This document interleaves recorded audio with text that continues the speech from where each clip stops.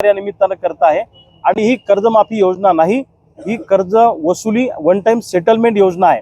म्हणून आजपासून मी आज घोषणा करतो महाराष्ट्रासमोर आणि सरकारलाही सांगतो की जोपर्यंत सरसगट कर्जमुक्ती होत नाही, विना अट विना निकष कर्जमुक्ती होत नाही आणि आम्हा शेतकऱ्यांना हक्काचा पीक विमा मिळत नाही, तोपर्यंत मी अन्नाचा एक कणही खाणार नाही। माझा जीव गेला तरी बेहतर, माझा प्राण गेला तरी बेहतर, पण मी आंदोलन थांबवणार नाही। माझ्या डोक्यात एकच आहे की महाराष्ट्रातला शेतकरी सरसगट कर्जमुक्त झाला पाहिजे, अशी आम्हा सगळ्या शेतकऱ्यांची मागणी आहे। मी महाराष्ट्रातल्या तमाम शेतकऱ्यांना आवाहन करतो की मी बुलढाण्यामध्ये माझ्या निवासस्थानासमोर आजपासून अन्नत्याग आंदोलनाला सुरुवात केलेली आहे।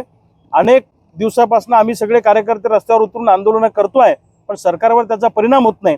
पण आता जे आंदोलन आजपासून सुरू झालं ते भूतो न भविष्यती अशा पद्धतीचं आंदोलन असणार आहे। एक तर सरकार जाईल, नाही तर आम्ही शेतकरी राहू। आर पारची लढाई आता इथून पुढे करायची आहे। कर्जमुक्ती घेतल्याशिवाय थांबायचं नाही, या निर्धारानं आज आम्ही या ठिकाणी बसलेलो आहे। पीक विम्याचा लाभाचा केंद्रबिंदू हा शेतकरी असावा, कंपनी नाही।